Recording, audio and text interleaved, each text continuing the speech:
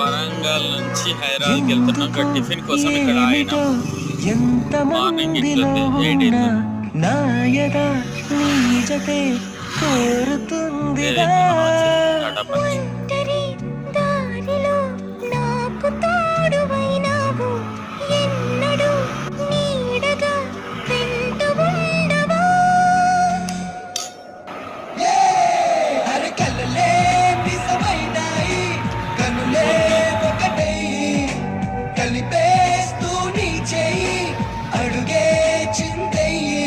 మన స్నేహాలు సావాసాలు కలకాలాలకు కథ కావాలి. వేరేకి థ్యాంక్స్.